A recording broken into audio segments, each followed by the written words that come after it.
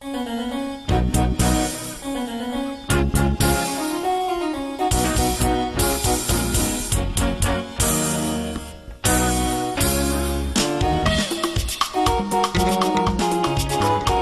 Seigneur pour ce temps.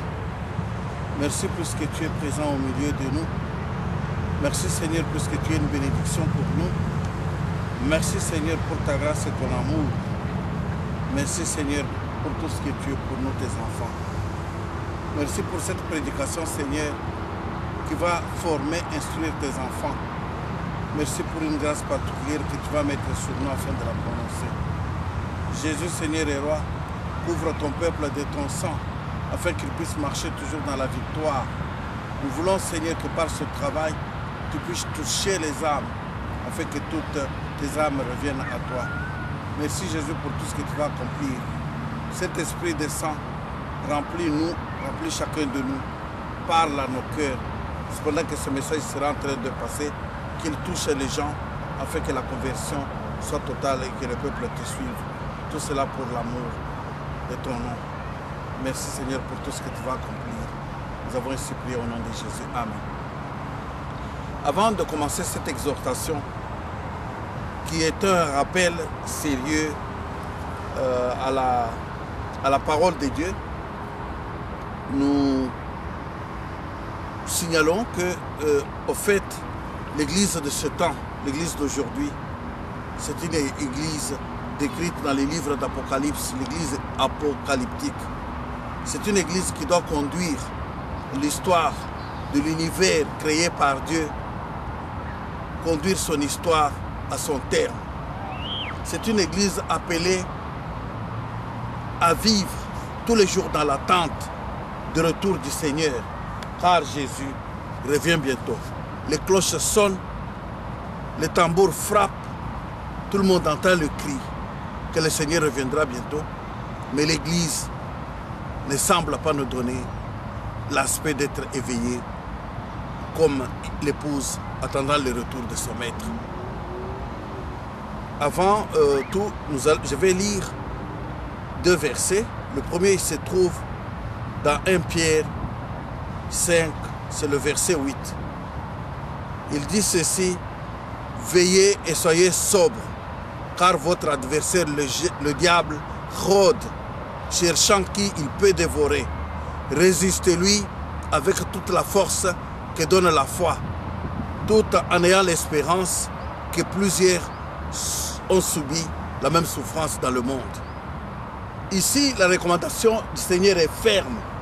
La recommandation de l'apôtre est ferme. Veillez et soyez sobres. Veillez, c'est-à-dire ne pas dormir. Veillez, c'est-à-dire attendre le retour du Maître. Veillez, c'est-à-dire rester en prière.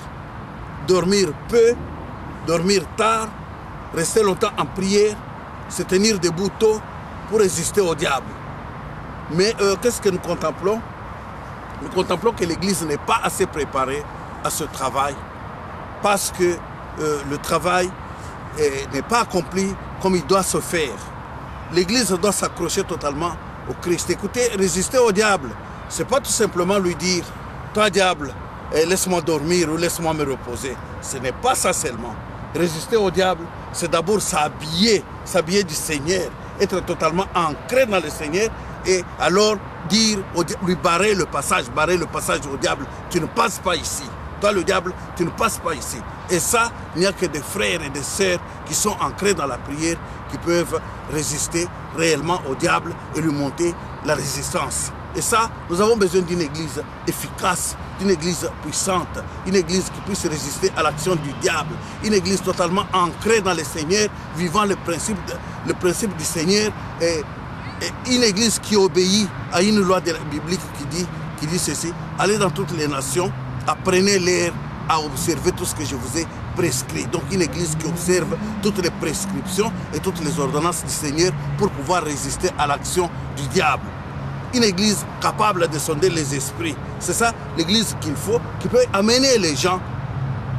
L'église qui peut conduire le peuple de Dieu à la rencontre avec le Seigneur. Le Seigneur revient bientôt, mais l'église est totalement endormie.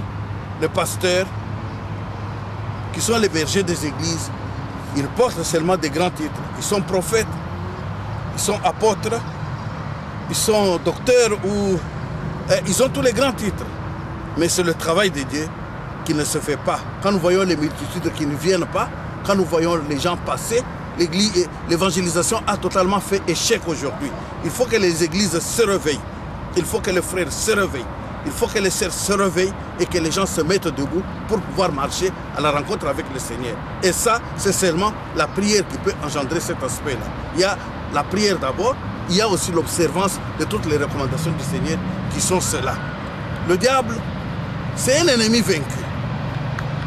Le diable n'a pas de force, mais il faut que l'Église lui présente la résistance. Nous sommes devenus vraiment obéissants et ainsi nous laissons tomber les enfants qui sont dans des églises comme proie facile entre les mains du diable. Le Seigneur nous a donné l'autorité, il nous a donné le pouvoir attraper le diable et l'anéantir. Mais l'Église ne sait pas observer l'autorité que le Christ lui a conférée. L'autorité ne se donne pas, l'autorité s'arrache. Il faut que l'Église apprenne à arracher l'autorité et arracher cette autorité, c'est-à-dire rester longtemps dans la prière et dans la présence du Seigneur, parler avec le Seigneur, rester longtemps dans la présence du Seigneur jusqu'à ce que le Seigneur descende et qu'il nous donne les directives. Au fait, ce temps ici, c'est un temps de guerre. Quand nous ouvrons la Bible pour voir et qu'est-ce qui s'était déjà passé, que ce soit dans l'Ancien ou dans le Nouveau Testament, moi j'interprète d'abord le livre, la lettre de Paul, apôtre aux Éphésiens, comme étant une transposition directe du livre de Josué. Et c'est ce livre qui définit la guerre. Le nom de Josué a apparu la première fois dans la Bible lorsque Amalek est venu faire la guerre contre les enfants d'Israël. C'est alors que Moïse, Aaron et Hur sont montés à la montagne en transportant, en levant les mains vers le ciel, afin de prier pour que le jeune qui descendait pour la première fois dans les champs de bataille puisse remporter la victoire. Et le jeune qui était dans le champ de bataille, c'était Josué et Caleb. Donc Josué, c'est quelqu'un en qui, après que Moïse soit mort, donc c'est quelqu'un en qui Dieu a trouvé un remplaçant valable. Dieu est venu, il a dit à Josué, Josué, fils de Nun, Moïse, mon serviteur, est mort. Maintenant, c'est toi qui vas faire passer mon peuple, qui va le faire traverser le Jourdain.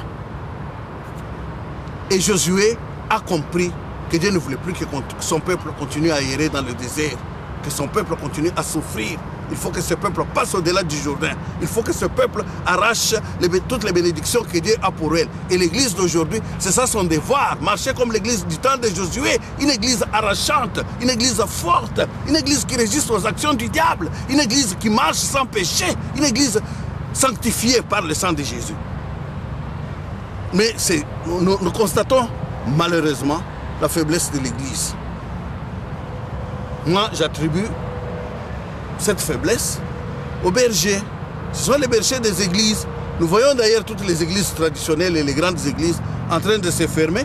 Elles se sont complètement vidées. Il y en a même, j'ai vu dans des pays comme la Suède et ailleurs, on vend des églises. On vend des églises, pourquoi? Puisqu'il n'y a plus de gens qui vont et les frais d'entretien sont devenus élevés. Pourquoi? Mais tout le monde aime Dieu, tout le monde cherche Dieu, mais il n'y a personne qui va à l'église. Donc les églises sont totalement affaiblies. Elles sont endormies et le diable c'est le maître. Il règne à maître absolu. Nous sommes en train de lancer un appel normal. C'est le retour à la prière.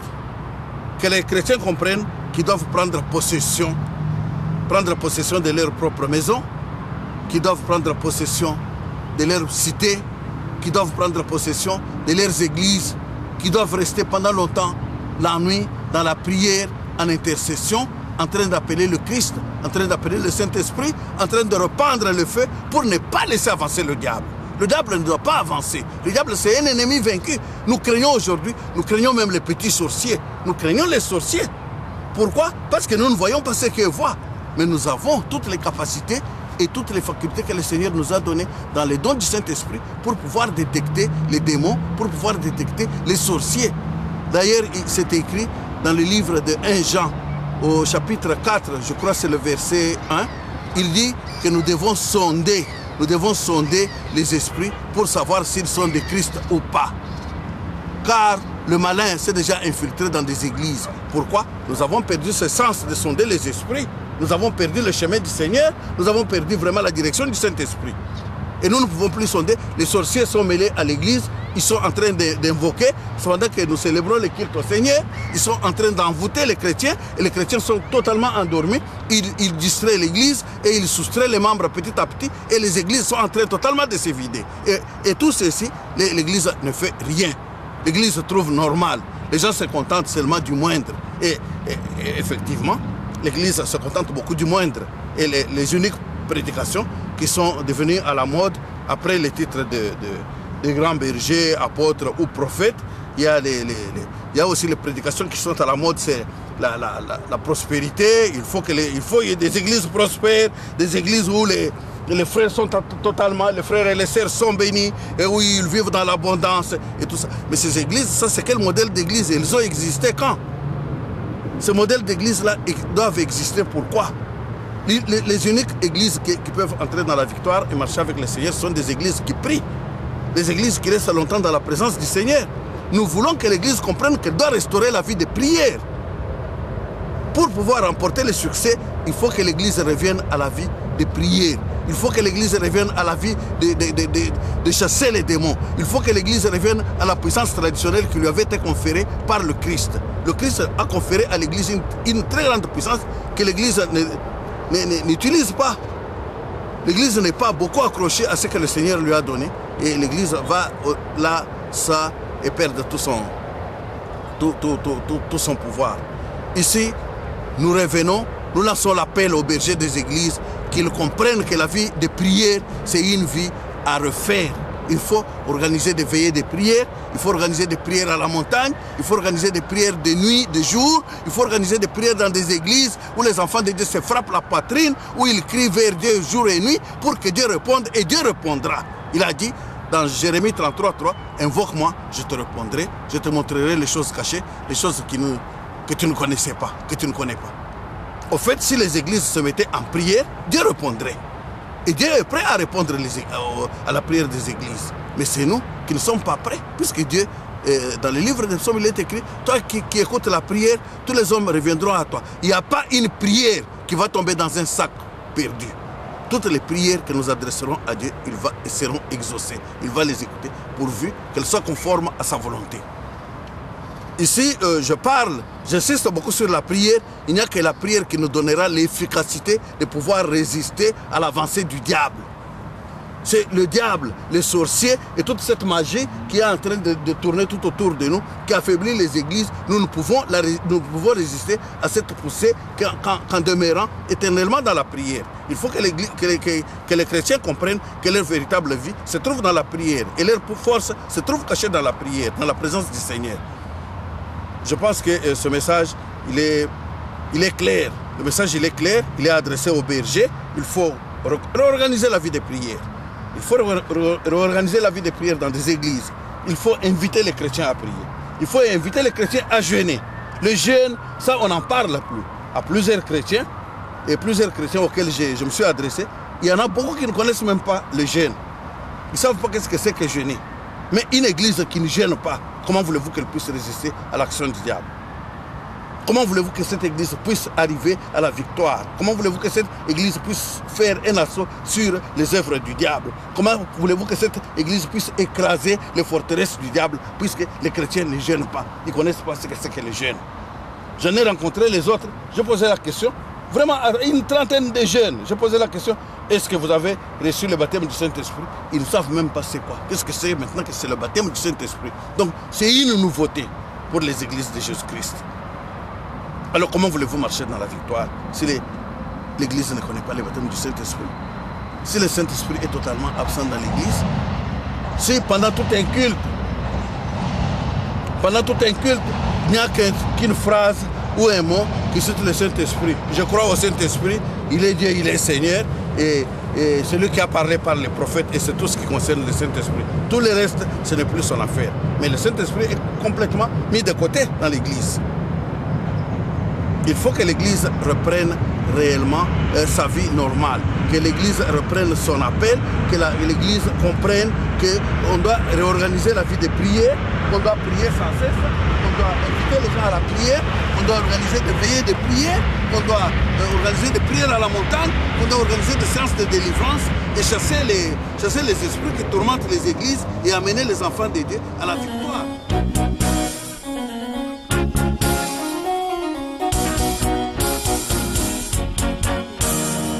Oui, l'organisation de la guerre avec le diable dépend de ce que nous pensons. Le Seigneur n'a pas beaucoup mis l'accent sur le diable, puisqu'il l'a appelé l'ennemi vaincu. Mais le diable était totalement présent dans la vie du Seigneur. Il était totalement présent. Lorsque le Seigneur est né, le diable a comploté avec Hérode pour qu'on puisse le tuer. L'ayant raté, ils ont massacré des multitudes d'enfants de 0 à 2 ans pour pouvoir l'attraper dans la foule. Voilà le premier assaut du diable sur la population courante. Et lorsque le Seigneur est devenu grand, après le baptême de Jean, le diable et l'Esprit du Seigneur a poussé le Seigneur dans le désert pour pouvoir jeûner et prier pendant 40 jours et 40 nuits. Et pendant cette prière, essayez un peu de vous imaginer, mes frères, mes sœurs, que Jésus a jeûné pendant 40 jours. Jésus a prié pendant 40 jours. Il est rempli de la puissance du Saint-Esprit. Alors le diable vient. Le diable vient à côté de lui et il lui dit, si tu es le Fils de Dieu, change ces pierres en pain et mange. Le diable. Si le diable vient à côté de Jésus, qui est le Fils de Dieu, qui est né de Dieu par la puissance du Saint-Esprit, dans le ventre d'une vierge, et lui dit, toi si tu es le Fils de Dieu, change ces pierres en pain et mange. Et nous, qu'est-ce que nous serions aux assauts du diable? Mais le diable est venu, il a dit ça au Seigneur, il lui a présenté tous les royaumes de la terre et toute leur beauté pour lui dire qu'est-ce que tu comptes faire ici. Et ça, ce n'était pas encore fini. Le diable l'a pris encore, il l'a placé au sommet d'une haute montagne. Il lui a demandé, si tu es le Fils de Dieu, saute ici et tombe en bas afin que ton pied ne puisse pas se heurter, car il est écrit que Dieu enverra les anges à son secours. Alors seulement le Seigneur lui résiste en lui disant, il est écrit que tu ne vas pas tenter ton Seigneur et ton Dieu. C'est pour vous dire que dans la marche du Seigneur, déjà le diable était présent. À toutes choses qu'il faisait, le diable était là. Il excitait les Juifs, il excitait les autres nations pour pouvoir combattre Jésus, l'amener à la mort, le lapider, et il y avait beaucoup de choses qu'ils essayaient de faire. Que le diable essayait de faire dans la vie du Seigneur. Mais toutes ces choses ne réussissaient pas parce que le Seigneur était Seigneur d'abord et puis il était rempli du Saint-Esprit. Mais au Gethsémane, vous savez que le diable est venu là-bas demandant à Jésus, il lui dit, est-ce que tu acceptes de mourir sur la croix pour les hommes qui ont péché, toi qui n'as jamais péché? Le diable est venu persuader le Seigneur qui n'accepte pas de mourir sur la croix pour que nous continuions à vivre dans la condamnation.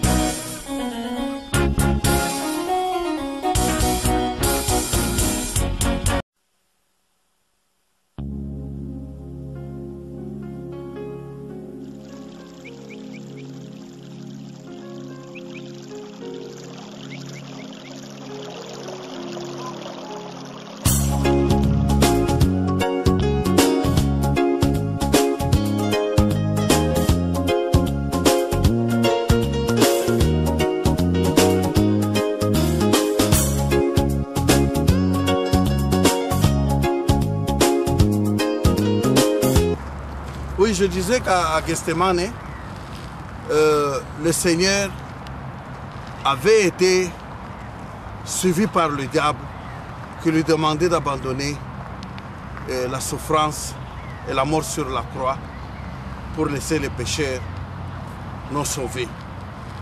Et le Seigneur lui a dit qu'il accomplira jusqu'au bout la volonté de son Père. Mais nous avons remarqué que tout au long du ministère du Seigneur Jésus, il passait plusieurs nuits à la montagne de la prière. Il passait plusieurs nuits au mont des Oliviers à prier, à intercéder, à rechercher la face de son Père pour pouvoir arriver à avoir la victoire sur les diables, pour pouvoir chasser les démons et pour pouvoir guérir le malade. Le Seigneur avait besoin de ce temps de communion avec son Père. Et c'est comme ça qu'à chaque descente, il y avait toujours quelque chose de grand qui se faisait dans sa vie. Et est-ce que c'est cette vie-là qui est la vie de l'Église d'aujourd'hui, ou bien c'est tout simplement l'attroupement, la critique et tous les mensonges qui s'ensuivent? Non. La vie du Seigneur était totalement ancrée dans la prière. La vie du Seigneur était un exemple, c'est un modèle qui devrait imprégner, qui devrait entraîner toute l'Église pour pouvoir l'amener à la victoire. Je crois que nous devons relire totalement les évangiles pour voir combien de temps, au juste, le Seigneur a passé dans la prière. Et le Seigneur a passé beaucoup de temps dans la prière, il a passé énormément de temps dans la prière. Non seulement il avait déjà prié au départ pour poser la base pendant 40 jours et 40 nuits, sous jeûne, mais le Seigneur est aussi descendu et chaque fois, lorsqu'il avait besoin de descendre pour opérer de grandes choses, selon que l'Esprit lui disait, il passait le temps de prière à la montagne. Il passait vraiment toute sa nuit à la montagne. Sitôt que les disciples étaient fatigués, ils dormaient ou ils mangeaient, mais le Seigneur montait carrément à la montagne pour rester dans la communion avec son Père. Et c'est cette communion que nous manquons aujourd'hui. L'Église manque totalement la communion continuelle. C'est une communion permanente. La prière, c'est une affaire de chaque jour. La prière, c'est une affaire du jour, c'est une affaire de la nuit. La prière, c'est une affaire individuelle. La prière, c'est une affaire de communauté. La prière, c'est une affaire de famille. Donc, il faut que la prière soit soutenue à tout point de vue et à tout le temps et partout. Il faut que la prière existe. Il faut qu'on sente que, oui, la prière, elle est faite. Il faut que la prière, alléluia, il faut que la pluie de la prière puisse couler dans nos maisons, qu'elle puisse couler dans nos églises, que la pluie de la prière puisse couler dans nos villes. Avec ça, nous allons pouvoir marcher dans la victoire. Et c'est comme ça que nous allons vaincre l'ennemi. Donc si la prière est réellement organisée, nous allons voir les changements. Mais la prière par intermittence, oui, on a prié un dimanche, et peut-être qu'on a un jour d'intercession le jeudi ou le vendredi, et on attend encore le dimanche pour célébrer les cultes. Et ça, ce n'est pas une prière qui nous conduira effectivement dans la victoire. Ce sont des prières tout à fait inefficaces. Une fois, je me souviens que j'ai prié pour une église. Le Seigneur m'a dit, mais tu sais, cette église-là, ces prières ne peuvent pas couler comme l'eau de pluie qui coule jusqu'à la rivière. Donc c'est une prière qui est faite et dont l'eau de la pluie s'infiltre. Donc à 2-3 mètres, elle est infiltrée et elle a séché complètement. Donc il faut que les chrétiens comprennent qu'il faut reprendre la vie de la prière pour pouvoir entrer dans la victoire. Et maintenant, c'est cette prière qui amène les manifestations du Saint-Esprit. Et c'est comme ça que le Saint-Esprit, à travers la prière, pendant la prière, nous parlera. Il nous donnera les directives pour pouvoir faire les assauts sur les forteresses du diable, pour pouvoir guérir ceux qui sont malades. Et le Saint-Esprit nous donnera des renseignements sur des situations que nous ne connaissons pas. Et pourquoi? Puisque nous sommes restés vraiment à sa disposition. On s'est regroupés, on est resté à la disposition du Seigneur, on a commencé à prier, à le louer, à l'élever. Et lui, quand il descend, il donne des instructions nécessaires à son travail, à son ministère. Et il n'y a que par cette voie-là que l'Église pourra entrer dans la victoire. Et lorsque nous prions pour une situation, pour un cas, pour un problème donné, et que la solution ne vient pas, nous avons prié pendant 10 jours, nous avons prié pendant 15 jours. Oui, nous avons prié pendant 20 jours. Il n'y a pas de solution qui vienne, mais nous nous jetons par terre maintenant. Nous recommençons la vie des jeûnes. On fait les jeûnes partiels, on jeûne, on mange le soir et on reste affamé pendant toute la journée, tout en priant, puisque une vie de jeûne sans prière, c'est tout simplement, une grève de faim. Donc, qu'est-ce que je disais? Je disais oui, et on organise maintenant les jeûnes pour pouvoir se mobiliser à rester longtemps dans la présence du Seigneur en jeûnant. Et quand le jeûne ne tient pas, après 15 jours de jeûne, donc ça fait 45 jours de prière avec 15 jours de jeûne, il n'y a pas de résultat. Bon, on va faire 30 jours de jeûne avec la prière, ça fait 45 jours de jeûne, il n'y a pas de résultat, mais on commence maintenant à décréter les jeûnes à sec. 2 jours de jeûne à sec, 3 jours de jeûne à sec, 2 jours de jeûne, jusqu'à ce que le Seigneur parle. Il faut pousser le Seigneur à parler, et il va parler. Il faut pousser le Seigneur à parler, que l'Église comprenne que Dieu, il veut que que l'Église se mobilise et lui demande de parler. Et il va parler, lui, Dieu. Dieu n'est pas fatigué. D'ailleurs, c'est écrit que lorsque nous ne menons pas une vie de prière, c'est difficile aussi de vaincre les péchés. Nous ne savons pas résister aux péchés. Pourquoi? Puisque la vie de prière nous manque. Nous ne prions pas. Qu'est-ce qui va nous aider à ne pas tomber dans les péchés? Les péchés les plus fragiles, les plus faibles de tous les péchés, quand ils viennent, nous ne savons pas résister. Pourquoi? Parce que nous n'avons pas une vie de prière, donc nous n'avons pas une vie de la présence de Dieu. Les chrétiens ont besoin de beaucoup prier, de beaucoup prier. Les chrétiens ont besoin de passer aussi beaucoup de temps dans les jeûnes. Les chrétiens ont besoin de se regrouper ensemble, de chanter, de louer, d'élever le Seigneur pour que sa victoire descende. Et Dieu descendra dans la victoire, il va accorder la victoire à l'Église. Les chrétiens ont besoin de passer aussi beaucoup de temps dans les jeûnes. Les chrétiens ont besoin de se regrouper ensemble, de chanter, de louer, d'élever le Seigneur pour que sa victoire descende. Et Dieu descendra dans la victoire, il va accorder la victoire à l'Église.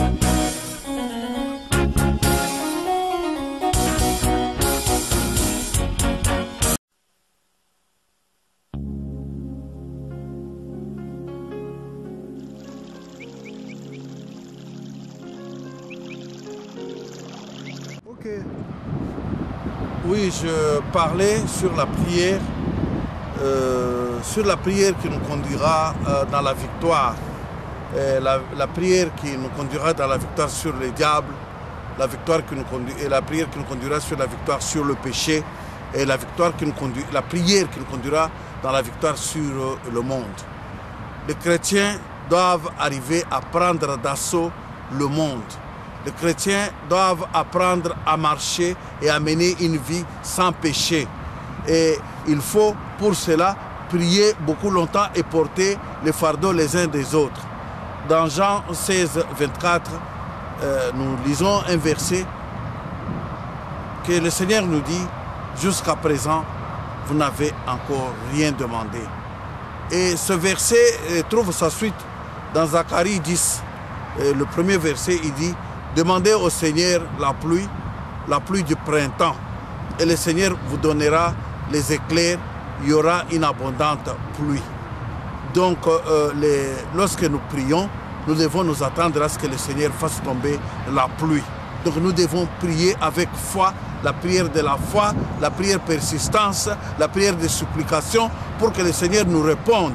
Les chrétiens doivent comprendre que la prière, elle est une priorité des priorités. La prière, elle est importante pour aujourd'hui, pour que les chrétiens puissent bien préparer le retour du Seigneur, leur maître. Il faut que les chrétiens entrent dans la vie de prière et dans la vie des jeûnes. Que les chrétiens brisent la doublure qui est dans leur vie. Donc de mener une vie tantôt chrétienne et une vie aussi du monde mélangé. Donc ici, j'ai parlé avec insistance sur la prière, qu'il faut qu'on mette quand même en pratique certains versets de la parole. Par exemple, le prier sans cesse, c'est un commandement, c'est une loi. C'est le Seigneur qui parle, il vous demande de prier sans cesse. Comment voulez-vous entrer dans la victoire? Comment voulez-vous trouver solution à vos différents petits problèmes? Comment voulez-vous résoudre certaines difficultés des frères, les difficultés des nations et du monde, si vous ne pouvez pas prier? Il faut que les chrétiens comprennent que pour changer même l'atmosphère du monde, nous devons entrer dans la prière. Ici, je n'ai donné qu'une roue de notre poussette. Donc, c'est une poussette à 2 roues. La première roue, c'est la prière et les jeûnes. Et la deuxième roue, c'est la lecture de la parole. Il faut que les chrétiens reprennent la vie de la méditation de la parole. Car ici, je vais lire dans le livre de Jean, au chapitre 1. Ce livre décrit essentiellement ce que nous lisons à la Genèse. C'est une transposition de la Genèse, comme je le disais aussi, que le livre de Josué était, que le livre de la lettre aux Éphésiens était une transposition du livre de Josué. Il y a beaucoup de livres de guerre dans la Bible. Quand vous lisez, par exemple, les livres, par exemple, dans les Juges, Vous trouvez les femmes comme les Déborah, c'était des combattantes. Elles ont convoqué la guerre, elles l'ont faite, elles ont remporté cette victoire et Dieu les a bénies pour ce courage. Il faut que les chrétiens comprennent. Si les hommes ne veulent pas prendre l'assaut, ils ne veulent pas porter les épées, et alors que les femmes les portent, puisque les Déborah ont vaincu. Les Esther n'ont pas été des femmes faibles. Les maris de Magdala ont suivi le Seigneur et beaucoup d'autres femmes l'ont suivi avec leurs biens, même quand les hommes étaient en train de les persécuter, mais il avait l'appui sur les mamans.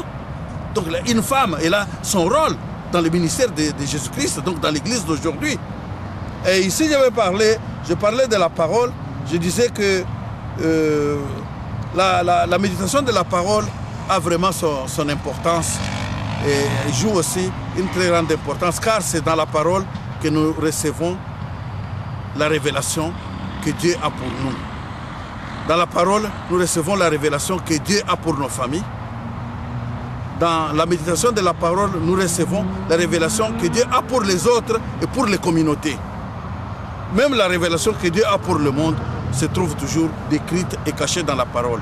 Mais si les chrétiens ne prennent pas le temps d'aller méditer la parole, d'aller lire la parole et la maîtriser, donc ils ne comprendront pas de quel côté tourne la volonté de Dieu. Et la volonté de Dieu doit être discernée nettement pour être mise en pratique. Ici, je vais lire Jean au chapitre 1, on dit « Au commencement était la parole, et la parole était avec Dieu, et la parole était Dieu.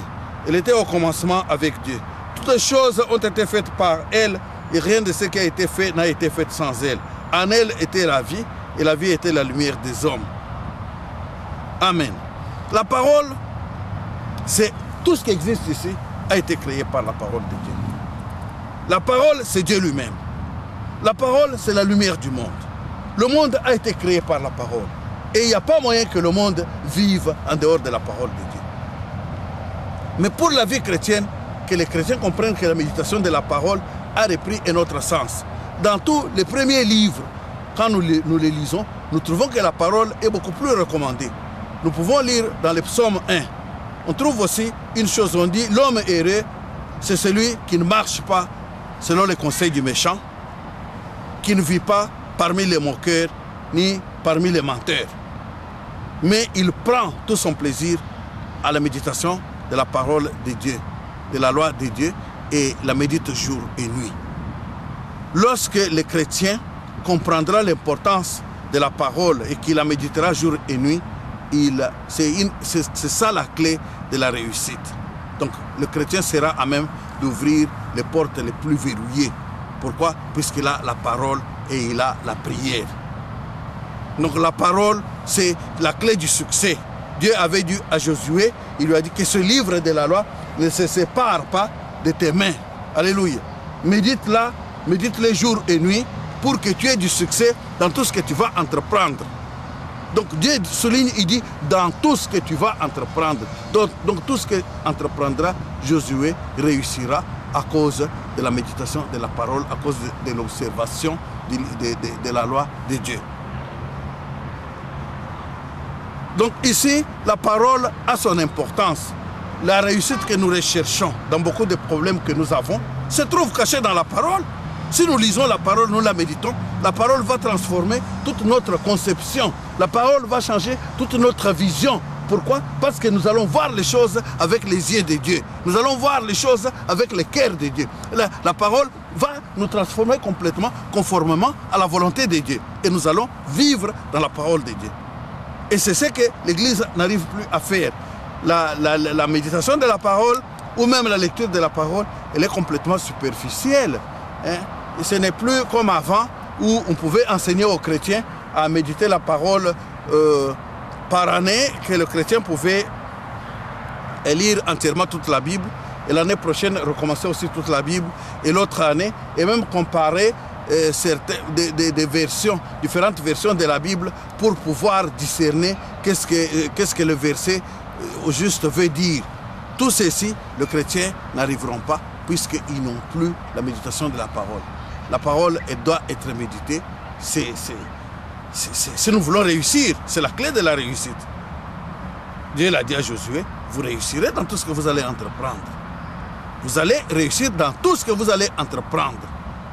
Et c'est même écrit, nous avons lu, j'ai récité le psaume 1, je dis, celui qui qui met en pratique, qui prend plaisir à la parole de Dieu et la médite jour et nuit. Et cet homme, il est comme un arbre planté près d'un courant d'eau qui donne son fruit en sa saison. Les chrétiens qui méditeront la parole jour et nuit porteront des fruits. Et ce sont les fruits du Saint-Esprit qui sont énumérés dans Galates. Ils porteront aussi le fruit naturel en eux.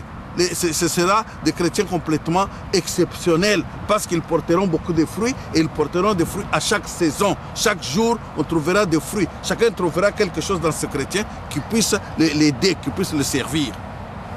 Donc il est comme un arbre planté près d'un courant d'eau qui donne le fruit en sa saison et dont le feuillage ne flétrit pas. Le chrétien qui médite la parole, qui est ancré dans la parole, dont toute la vie est plongée dans la parole, ne fléchira pas. Il n'aura pas de feuilles sèches. Il va reverdir chaque jour. Il va être frais. Ce chrétien, il va être frais. La parole rafraîchit et la mémoire, et l'esprit, et l'intelligence. Le chrétien qui est complètement ancré dans la méditation de la parole, c'est un chrétien fort, c'est un homme puissant. Pourquoi? Puisqu'il est renouvelé chaque jour par la parole de Dieu. Et le dernier verset que je viens de lire, il est comme un arbre planté près d'un courant d'eau qui donne son fruit à sa saison, dont le feuillage ne se flétrit pas, et tout ce qu'il fait lui réussit. On dit tout ce qu'il fait. Tout ce qu'il fait. Tu peux être élève en médecine, tu vas réussir à cause de la parole. Tu peux être caméraman ou photographe, tu vas réussir à cause de la parole. Tu peux être ingénieur à l'industrie, tu vas réussir à cause de la parole. Tu peux être bishop ou être tous les grands hommes de la parole de Dieu, docteur ou apôtre. Tout ce que tu feras réussira à cause de la parole. Dans la parole de Dieu, il y a la réussite. Tu réussiras avec la parole de Dieu. Cette roue, c'est une roue importante dans la marche avec le Seigneur. Donc, la méditation de la parole doit être instaurée dans l'Église. Ce n'est pas une méditation superficielle comme nous le voyons de temps en temps. Non. On doit suivre d'une façon systématique la Bible. Quand on a commencé au chapitre 1, qu'on arrive quand même au dernier chapitre. Alléluia. En méditant, si c'est le dimanche qu'on le fait, si c'est le mercredi ou c'est le vendredi, mais chaque mercredi, on continue du chapitre au chapitre, du chapitre au chapitre. Et comme ça, les chrétiens comprennent l'histoire ou comprennent l'importance. Et une parole bien enseignée, bien méditée, donne toujours la victoire. Alléluia. Donc je pense que tout ce que nous faisons ici, c'est pour exciter le chrétien à comprendre quel est le rôle joué dans sa vie par la prière et les jeûnes et quel est le rôle joué par la parole de Dieu. La parole aidera le chrétien à fuir le péché, à fuir le monde et à vaincre le diable. La parole de Dieu. D'ailleurs, lorsque le diable a fait les sauts sur le Seigneur, après le jeûne de 40 jours et 40 nuits, le Seigneur a puisé carrément dans la parole. Il allait chercher dans le Deutéronome le verset qui lui dit qu'il est écrit que l'homme ne vivra pas seulement du pain. Dans Deutéronome, c'est clair. Il dit, c'est Dieu qui parle aux enfants d'Israël. Je vous ai conduit dans les déserts, je vous ai amené dans la disette et dans la souffrance, dans la faim. Je vous ai conduit pendant 40 ans sans habit, sans rien, pour sonder l'état de votre cœur et pour vérifier et pour vous informer que l'homme ne vit pas seulement du pain. L'homme ne vivra pas seulement du pain, mais il vivra de toute parole qui sort de la bouche de Dieu. Amen.